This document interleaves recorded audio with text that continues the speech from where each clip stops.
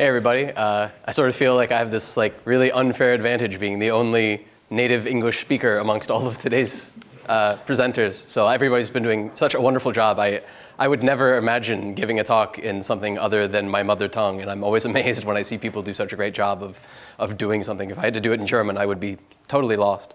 So thank you to all of you all for accommodating my lack of knowing other languages. Today, I am going to tell you a story. It is a story of failure. It's a story of bugs and bad decisions, and luckily, it's also a story of success. This is a story of all of the things that I did wrong over the last year trying to implement a certain feature in Benchee, the world's greatest Elixir and Erlang benchmarking library. Works very well with both. Failure on its own, though, isn't very helpful. But luckily, you can learn a lot from failure. And that's what I want to share with you all today. So what was this problem we were trying to solve? Well, we wanted to be able to accurately measure memory usage for a function in Elixir or Erlang. So measuring memory usage is, seems like a pretty reasonable thing to do, and seems like it shouldn't be that hard of a problem to solve. Especially for me, coming from a different background, I thought, well, it's easy enough. We disable the garbage collector and then take a starting memory measurement, and then we run our function that we want to benchmark, then we take another measurement, and then that's our total. It's just the end minus the beginning. That's how much we used. And then, of course, we turn the garbage collector back on. And that doesn't work. And that is because if you were to turn the garbage collector off, things would get really weird really fast. So on the BEAM, we have processes. We have lots of processes. And each process has its own memory. It has its own heap and its own stack. If you're not familiar with those terms, the heap is sort of where you put data, and the stack is where you put instructions that work on that data. And we have lots of these all over. That's the great thing about the BEAM, is we have a lot of these processes, and each one of them has its own heap and its own stack.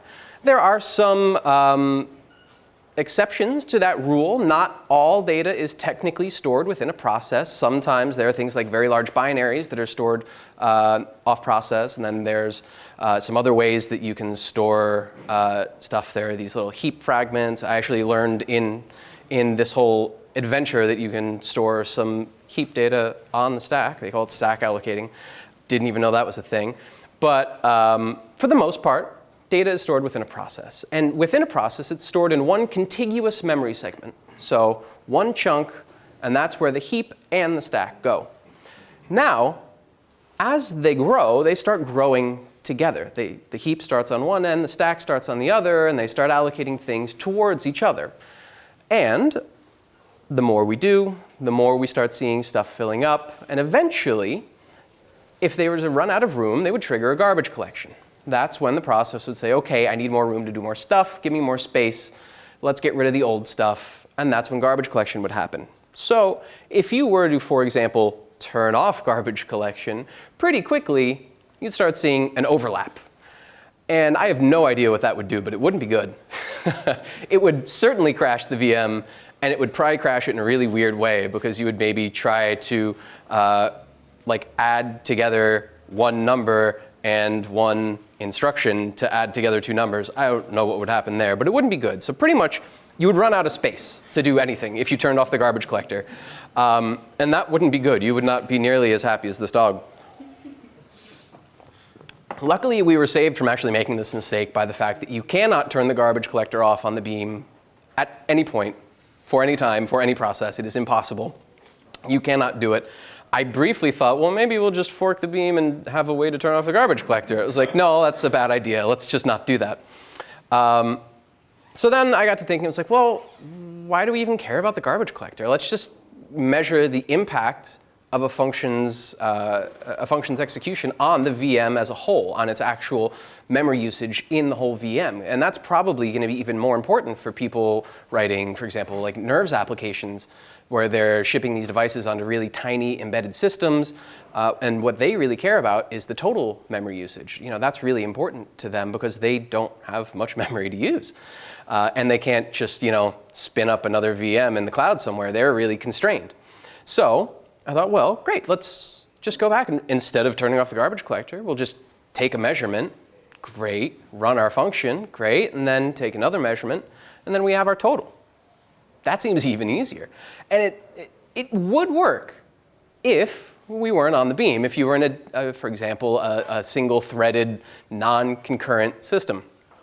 But we're not on that. We're lucky enough to not be on that. So that doesn't work because garbage collection and memory allocation happens on a per-process basis. And all of these processes are doing this concurrently.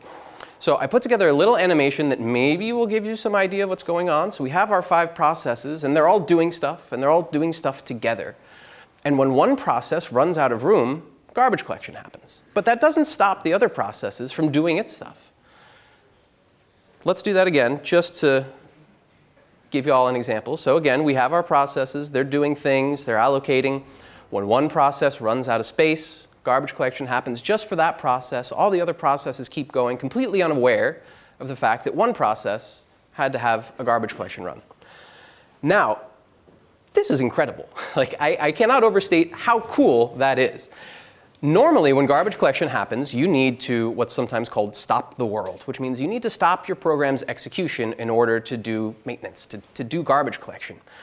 But on the beam, you are stopping the world, but you only start stopping one part of the world. The whole rest of the world can keep going while you stop that one little world. And that's fine. That's not so much of a problem. When you have thousands or hundreds of thousands or millions of processes all being executed concurrently, it doesn't matter if a few of them are running garbage collection. You still have a whole bunch of other ones to continue advancing the state of your program, to continue doing computation. This is pretty fundamental to what gives the beam a lot of its throughput, a lot of its soft real-time properties. This is, as far as I know, completely unique within the computer science world. This idea of basically tiny little garbage collections instead of large garbage collections. This is, again, mind-blowing for me when I actually really wrapped my mind around what it was. But the downside of this was that it was impossible for us to actually solve the problem we were trying to solve in the way I thought of trying to solve it, because we cannot accurately measure the memory usage of a single function if you always have stuff going on. There's no way we can measure one function's effect on the VM size if there's all these other things happening. And there's no way to pause every other process while we let this one process do this one thing. It just can't happen. You can hack pretty close to it if you start messing around with schedule precedence and stuff and giving processes higher preference in the scheduler, but that isn't going to solve our problem. So at this point, I wasn't getting anywhere. I was kind of stuck. I was 0 for 2. It was time to get creative. So there was another problem, not really a problem, but another thing that we were thinking about in Benchee that I realized was maybe kind of similar. So we were looking at runtime measurements. And this is a graph of some runtime measurements for a benchmark in Benchee. And you'll see there that there are those big spikes. Those big spikes, we're pretty sure, are caused by garbage collection runs. So basically executions of a function that are interrupted by garbage collection. Now, normally, it's not really a problem. They're outliers. When you look at the 98th percentile or the median or even the mean, you still get a really good, accurate representation of what your function's doing. But we were thinking, would it be possible to maybe make garbage collection less of a hindrance? Maybe we could get more accurate measurements. And I thought, the gist of that is kind of the same as this problem. We're trying to get garbage collection out of the way so that we can get to sort of an underlying number where garbage collection isn't influencing that number.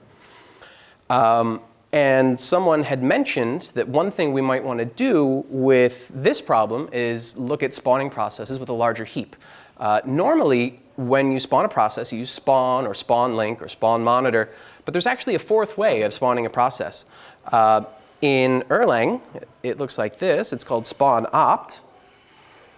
And in Elixir, it looks like this. So that's process.spawn. Funny enough, in Elixir, there is no spawn opt in kernel. Like if you want to do this, you have to use process.spawn to give it these options. And what this does is it allows us to spawn a process, but to give it, in this case, a minimum heap size. Normally, when a process is spawned, it's spawned with a much smaller heap size. Processes start at 233 words in size. If you're not familiar with that, a word is basically an abstraction over a unit of memory. It varies in actual size depending on the architecture. Frequently, you'll see it as 8 bytes, but it can vary. But here, we're going to tell our process to start with a much, much larger heap size. And this is important because if we start with a larger heap size, maybe we won't make enough garbage to actually trigger a garbage collection. Maybe those two ends of that contiguous memory segment won't come close enough to trigger a garbage collection. And the other thing this does, actually, is make sure that when the garbage collector decides to shrink the process's heap down, that it will never shrink below this size as well. And I just want to touch on something. That shrinking is something that I've sort of learned not a lot of people know about, that the BEAM will, if it decides your process does not need all of the memory it has been allocated, will shrink it down. It'll say, you don't need all that. I'll take some of it away. And that's really important. So in 1995, when they were finishing up the first implementation of the BEAM as we know it today, the original Erlang interpreter was written in Prolog, and then they decided that they were going to stick with Erlang for a little bit, so let's write a real VM for it. This was a pretty good computer in 1995. So we can see here that it gives us 720 megabytes of hard drive and 8 megabytes of RAM.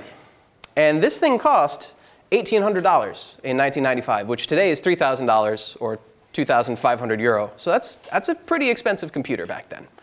And if you were running running programs on machines where you had 8 or maybe 16, or if you're really lucky, 32 megabytes of memory, you care about memory usage. You care a lot about making sure that you are always using every byte of memory as efficiently as possible. So that shrinking is one way in which the BEAM allowed them to basically always use as little memory as possible, which is awesome. There are some other VMs that do that. The JVM does to some extent. Ruby is working on a garbage collector that will do a little bit of this, that will basically reduce memory fragmentation. But nobody does it even as close to as well as the BEAM. The BEAM sort of has a monopoly on that.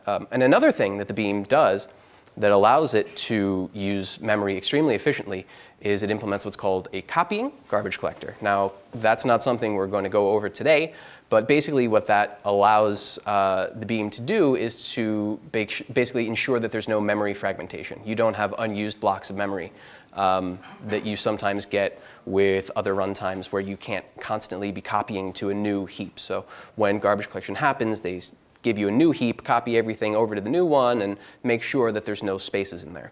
And that's important because those little fragmentation bits can add up. And when you only have 8 megabytes of memory, you need every byte. But back to the problem. I wanted to see if that idea of creating a process with a much larger heap would help us solve our problem. So we put together a little test, and this test would basically just show us the relevant information. When you ask for garbage collection info, it also tells you the heap size and what's on the heap, how much is used. So we ask for that, and then we allocate one really big list. So a list with 100,000 terms in it, which are all just tuples. So one really big element with a bunch of small elements in it. Then after doing that, we see what sort of state we're in with memory usage and heap size. And then force a garbage collection just for good measure, and then go through and again allocate a bunch of really small elements. So in this case, 100,000 tuples, really small tuples. And at the end, check out what we have left.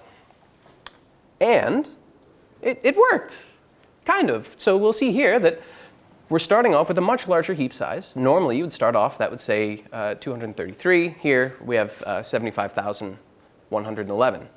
Much bigger, on the right path. But after allocating our big term, our heap size ended up being a whole order of magnitude larger. So clearly, I wasn't setting the minimum heap size large enough. And to get there, we needed a fair amount of garbage collection runs as well. And then at the end, it did shrink back down, but not below our minimum heap size, so behaving as expected. But the problem is, if you try and spawn a process with enough memory so that you never trigger a garbage collection, pretty quickly you're going to see this. You're going to crash the beam because you're attempting to allocate more memory than exists on the machine that you are running on, which it just can't do, and it gives up and shuts down. So that's a problem. This approach would have worked for micro benchmarks, but it would not have worked at all for macro benchmarks. You would have run the risk of crashing the VM, which is, I think, not acceptable. Also, it had this weird sort of circular thing where if you were going to do this, you would sort of need to know how much memory your function needed to run. And if you knew that, why would you be benchmarking to see how much memory your function needed to run? So yeah, this wasn't going to work. And now I was 0 for 3. I was kind of stuck. And I did what I think any reasonable person would do, and I gave up. I'm not kidding. I stopped trying to solve this problem for a little bit. Frequently, I know for me, I think it's a common thing that when you're sort of stuck on a problem, it can be really helpful to just walk away from it for a little while and come back to it with fresh eyes later. Another thing I did, which I think was really important, is I started bugging some of my really smart friends for their ideas and their help. And eventually, we had a breakthrough. And not really we, but Michał had a breakthrough. And this is the really funny part, is in trying to solve the same problem, Michał came at it from a completely different angle than I did. The whole time I was trying to solve this problem, I thought the garbage collector was the enemy. I was trying to get garbage collection out of the way and seeing how I can stop garbage collection from happening. But Michał's idea was to work with the garbage collector. And he was the one that came up with the idea to use Erlang's trace function, so Erlang trace 3. And I'm going to walk us through a little bit of what that looks like, of how we use that function and how we ended up actually getting this to work in Benchee, because I think it's kind of important. We'll start with a high-level overview of how this module works. So on the right here, we have the processes that are involved in this measurement. So we have the parent process, which you can think of as just the top-level process that your code is running in when you start a new IEX session, for example, or you do mix run something. You have that top-level process, which we'll call our parent. Then that parent starts a runner process. And that runner's job is to run the function we want to measure, is to basically execute the function we're going to benchmark. But before it can do that, our runner starts a tracer process down there. And that tracer's job is to basically sit in a receive loop and listen for messages sent by the VM indicating that garbage collection is taking place. So to do that, there's its loop. It has that tracer loop, and then it also has a second part of its loop called listen GCN that basically the first one listens for beginning messages and the second one listens for ending messages. So now that our tracer is there and listening, we can start actually doing what we came here to do and measuring memory and actually running our function. And when that's all done, our runner asks our tracer for the collected sum of all of the memory that's been garbage collected during the execution of the function. That tracer has been keeping a running total. Every time garbage collection happens, it keeps track of how much was garbage collected. And then at the end, sends that back to our runner, which adds that to however much data is left on the heap in its own process, and sends that back to the parent, and that's our total. So that's the high level. Now, let's dig in a little bit to some of the important parts. So we have that start tracer function that we mentioned, and it spawns a new process. And the first thing that process does, and this is, I think, the most important part, is it sets that trace flag. So up there, Erlang trace will set a flag. We're giving it a single PID, so we're on this process. Please start the flag. That's the true. We're setting it. If you want to remove it, you pass false. And then it's saying, give us all the garbage collection events and send it to this process, which is our tracer process, which is, since we're within that spawn call, self at this point. Then we enter our tracer loop, and we sit and listen for some messages. And eventually, we're going to get some messages, and they look like this. So we'll see there's it's a trace message on that runner PID. And we're getting two atoms there. One says GC minor start, and one says GC major start. We're going to go over that in a little bit, the difference between those two. And then it gives us the info for those events. We, out of that info, pull out the heap size, because that's how much data was on the heap before garbage collection took place. And then we go into our second loop, where we're listening for the ending event. In that ending event, we're listening for another message, which has a pretty similar structure. We, again, pull out the heap size, which now tells us how much data is left on the heap after garbage collection. Then we add to our running total the difference between the two. So the memory before minus the memory after. And that's how much was collected in that garbage collection run. And we go back to listening for more events, for more beginnings of more garbage collection events. Then, after our function has been executed, we're done. We ask for the running total. We send that back to our runner process. And then when our runner process gets that, it says, thank you very much, tracer. You may exit now. You've done a great job. And at this point, we did it. Like, we kind of had a working implementation. It was awesome. But we kind of did it. So we started testing it, and it mostly looked right. I know, that's really heartening. It mostly looked right.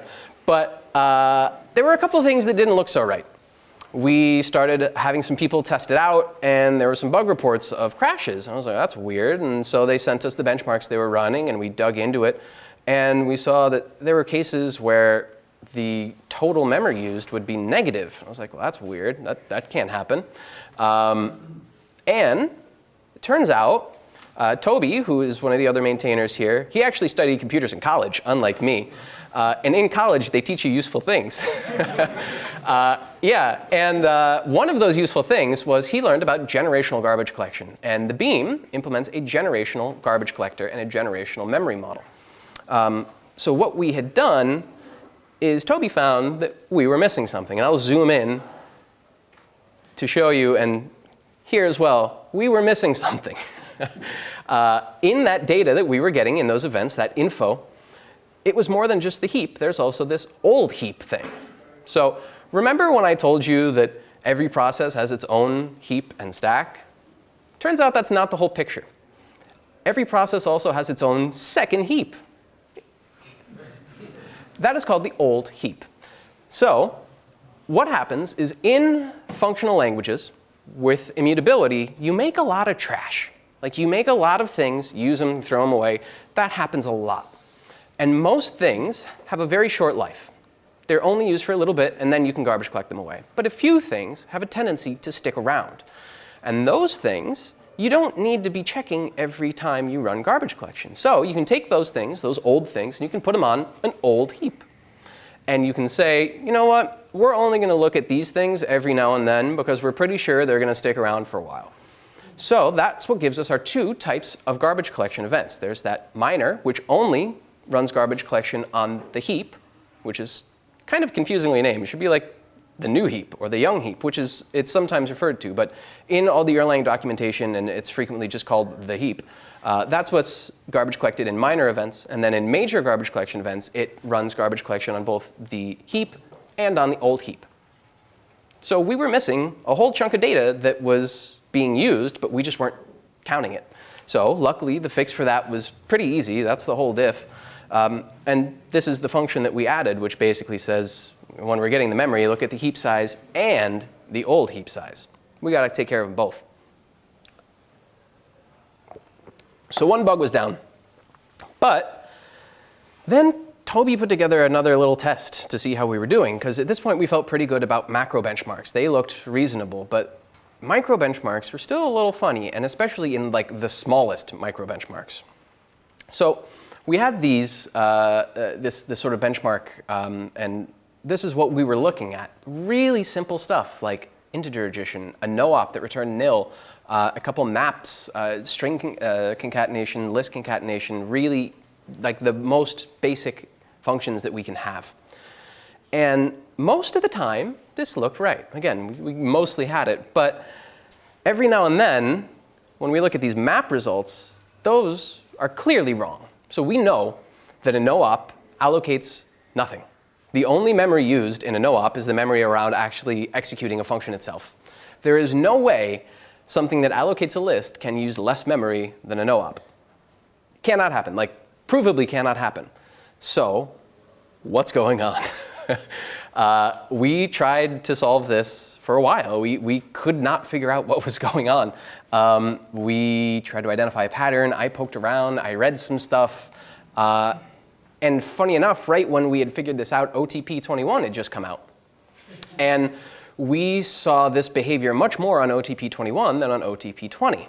So I thought, there's no way this is a bug in Erlang, is it? Like, it can't be. So I looked at what was going on in our collection of the results when we're running these benchmarks. And I saw something that indicated that garbage collection had taken place, but that our tracer never received a message. And I was like, there's no way there's a bug in OTP. Like, that's really weird. The tracer should have gotten that message if garbage collection took place. So again, I asked smarter people than myself, and I posted on the Erlang mailing list asking for help. I was luckily enough able to even reproduce this bug in pure Erlang. Like, I wrote them a reproduction script in Erlang and showed them, like, look what happens when you run this on OTP 21. You get negative measurements, and that's not possible. And it was not a bug in OTP, but it did take one of the OTP core members to spot it, even though like dozens of like really, really smart Elixir developers had all looked at this code, and we all had no ideas what was going on. But Lucas Larson actually was the one to find the bug.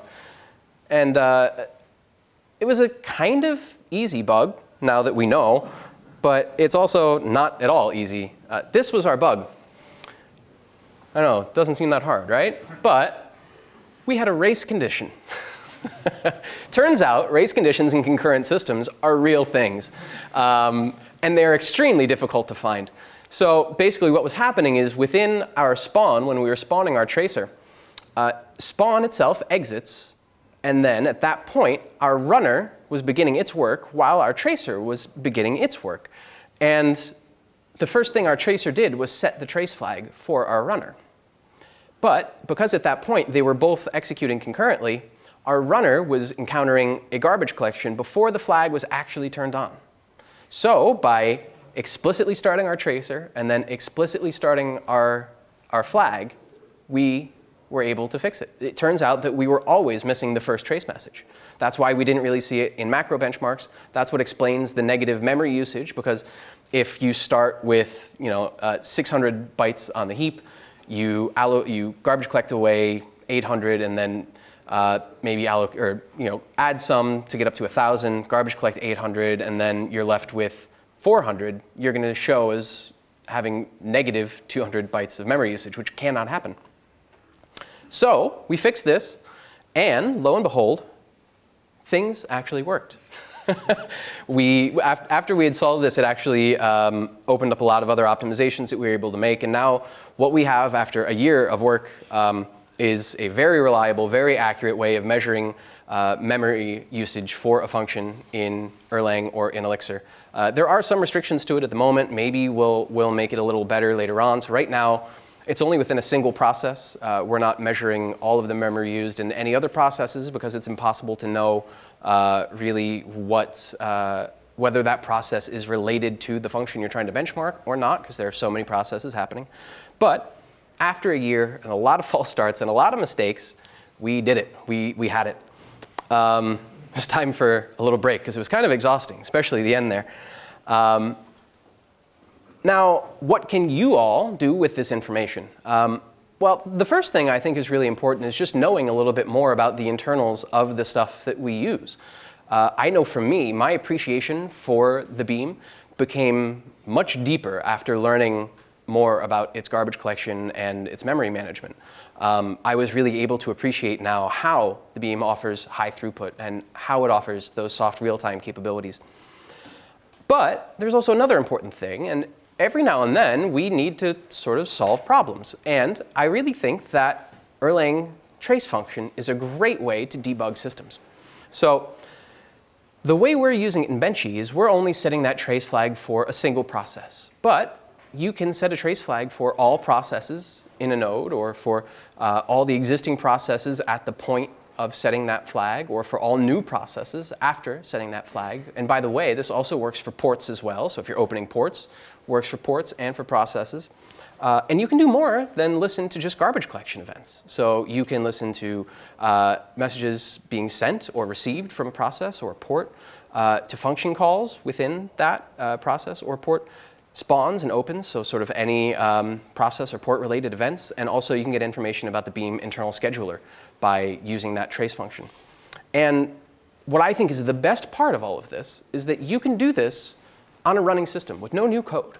So imagine you're at work one day and you have a server that's acting weird and you need to figure out what's going on. So you can either try and replicate that on your local machine and debug it, or you can look at the logs in production. And maybe you look at the logs in production and there's some information, but it's not all that you need. Stuff is missing. So you can open a remote shell, you can set a trace flag, and you can start doing some extra logging. You can start looking at the state of your running system without having to change any code and push new code, which is really cool, I think. And then, of course, when you're done, you turn the tracer off, you turn your logging off, because there is a little bit of an overhead to tracing. So you don't want to incur that penalty all the time if you don't need it. But when you do need to take a look at something in a running system, this is available to you. Another way you can do that, and I'm actually really happy that Carl showed the observer, is you can set trace flags in the observer. So if you want a nice GUI and you have access to that port, you can run the observer and you can start looking there at your running system and including setting new trace flags. So that's, I think, a really important thing to know, is that when something's going wrong and you need to look at a system, we have a pretty incredible ability to look at a running system without having to change it, which is really great. So today, I'm actually not going to be taking questions. But if you would like to get in touch with me, this is my contact information. Write me an email, find me on Twitter. Really, I am totally happy to talk about all of these things. Find me here, we'll chat. If you write me, I may write you a very long blog post in response if you have questions or things. I do that sometimes. So yeah, thank you very much. And before I stop, I just want to mention one other thing. So the title of this talk was sort of a double entendre. I don't know if many people got it, but clearly we're talking about garbage collection, but also this talk is a lot about what came from failure, what came from the things that didn't work, and how much we can learn from failure. So in the failure, there are gems there. Sometimes you might want to dig through and see what you can learn from failure. Doing spikes and stuff, even if they don't work, you can still learn a lot from that. So it's really something I encourage. I love doing spikes and throwing it away and then starting again with what I learned from that first bad idea. So there's no shame in that. There's actually a lot to learn from it. And please enjoy the garbage a little bit more sometimes. Sometimes there's good stuff in there. So thank you very much.